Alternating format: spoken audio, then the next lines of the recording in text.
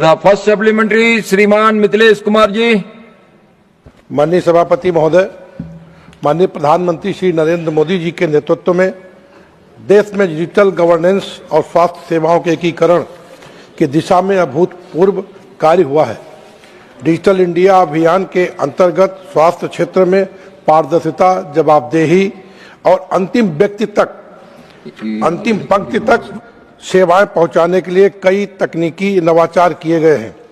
यूविन portal इसी दूरदर्शी सोच का परिणाम है, जिसने टीकाकरण प्रणाली को अधिक सुदृढ़ और ट्रैक योग्य बनाया है। क्या माननीय मंत्री जी ये बताने की कृपा करेंगे कि यूविन पोर्टल के माध्यम से रियल टाइम डेटा उपलब्ध होने से राज्यों और जिला स्तर पर टीकाकरण की योजना बनाने एवं संस्थानों के बेहतर आवंटन में किस प्रकार की ठोस सुधार देखने को मिले हैं? Honourable minister. धन्यवाद सभापति जी। मैं सबसे पहले बताना चाहूंगी कि हमारा जो यूविन पोर्टल है ये एक नेशनल रिपोजिटरी है हमारी सारी इम्यूनाइजेशन सर्विसेज के लिए, और एक ऐसा सिंगल डिजिटल प्लेटफॉर्म है जो सभी के लिए उपयोगी है, जो बेनिफिशियरीज हैं उनके लिए भी, जो सर्विस प्रोवाइडर्स हैं उनके लिए भी, और जो एडमिनिस्ट्रेटर्स हैं उनके लिए भी। यानी हर वैक्सीनेशन सेशन को ट्रैक करना, उसे रिकॉर्ड करना और यहाँ तक कि वैक्सीनेशन सेशन को प्लान करना, ये तीनों काम करने में ये बहुत ही सुविधाजनक है। और इससे एक बहुत बड़ा अंतर देखने को मिला है कि आज हमारे जो भी कार्य पहले मैन्युअली हुआ करते थे, पेपर बेस्ड तरीके से हुआ करते थे, राज्यों में, जिलों में, खास तौर से जो हमारे फ्रंटलाइन हेल्थ केयर वर्कर्स होते थे उन्हें कागज पर रिकॉर्ड रखना पड़ता था, आशा हो, एएनएम हो, लेकिन आज ये सारे रिकॉर्ड्स जो हैं वो डिजिटाइज हो चुके हैं। और जो हमारे फ्रंटलाइन हेल्थ केयर वर्कर्स हैं आज वो इस पोर्टल के जरिए उन्हें ये सहूलियत हो गई है कि वो उनके पास एक लाइन लिस्टेड डेटा होता है। हर एक बच्चा, हर एक महिला, हमारा जो कोहॉर्ट है वो 2.54 करोड़ बच्चों का है और 2.9 करोड़ प्रेग्नेंट वुमेन का है। तो हर केस को हम इस पर उसके स्टेटस को जान सकते हैं, उसे ट्रैक कर सकते हैं, अपनी एक ड्यू लिस्ट जनरेट कर सकते हैं और इस तरीके से अधिक हमारा इम्यूनाइजेशन कवरेज आज हो रहा है।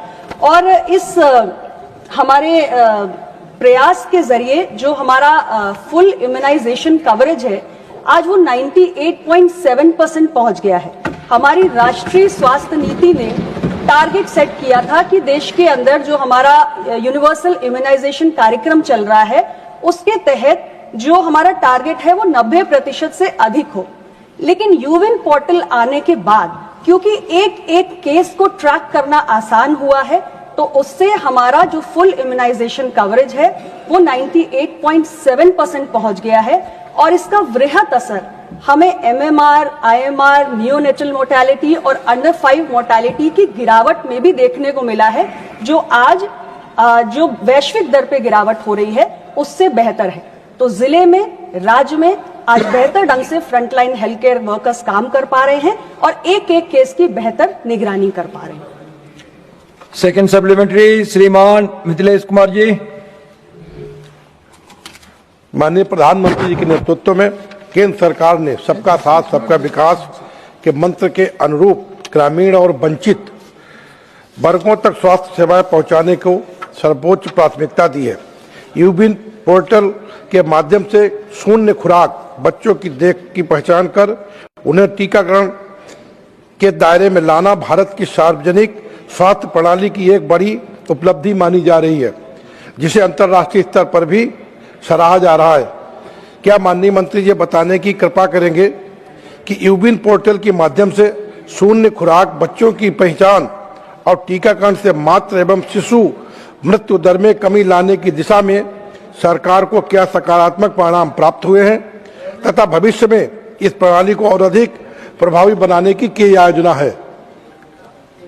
अध्यक्ष महोदय, मैं सबसे पहले बताना चाहूंगी कि 0 डोज जिसे शून्य खुराक कह रहे हैं, ये वो बच्चे होते हैं जिन्हें जन्म के 1 साल के भीतर जो पहली डोज पेंटावेलेंट वैक्सीन की 5-in-1 वैक्सीन की मिलनी होती है वो नहीं मिल पाती है।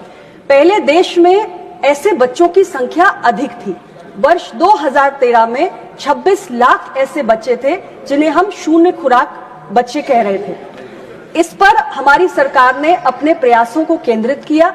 यूविन पोर्टल आने के बाद खास तौर से ऐसे बच्चों की ट्रैकिंग हमारे लिए आसान हुई और जो संख्या 26 लाख हुआ करती थी 2013 में, वो सरकार के प्रयासों के चलते आज 2025 में 8.5 लाख पर पहुंच गई है। 2023 में 0 डोज बच्चे 0.11% हुआ करते थे, आज वो घटकर 0.06% पर पहुंच गए।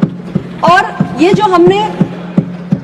जो हमने उपलब्धि हासिल की या ये जो प्रगति हम कर पाए हैं शून्य खुराक बच्चों को की संख्या को कम करने में, उसके लिए हमने बहुत बड़ा प्रयास किया।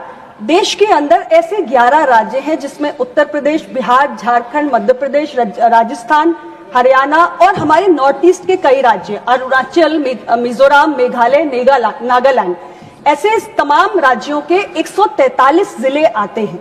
ये वो जिले थे जिसमें वैक्सीनेशन का कवरेज कम था और 0 डोज बच्चों की संख्या ज्यादा थी। यहां पर हमने मिशन इंद्रधनुष बहुत तेजी से उसका संचालन किया, इंटेंसिफाइड मिशन इंद्रधनुष चलाया और उसकी 12 फेजेस में हमने state task force, district task force और ब्लॉक लेवल टास्क फोर्स बनाई ऑन इम्यूनाइजेशन और इसके जरिए 5.46 करोड़ बच्चों को और 1.32 करोड़ प्रेग्नेंट विमेन को हमने इसमें सफलता मिली। इनको हमने वैक्सीनेट किया। एमएमआर का, जहां मैंने पहले भी बताया सर, इसका व्यापक असर हमें एमएमआर के ऊपर देखने को मिला है। आज एमएमआर, दुनिया में जो एमएमआर की गिरावट हो रही है वो 86% है और सर दुनिया में जो गिरावट है वो 48% है, लेकिन भारत में जो एमएमआर की गिरावट है वो 86% है। अंडर 5 मोर्टेलिटी में दुनिया की गिरावट 61% है, भारत के अंदर गिरावट 78% है और नियोनेटल मोर्टेलिटी रेट में दुनिया में गिरावट 54% है और इंडिया में गिरावट 70% है।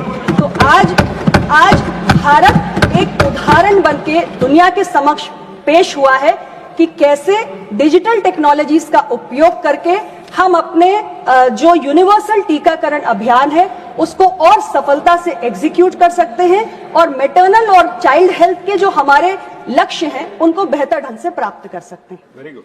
Third supplementary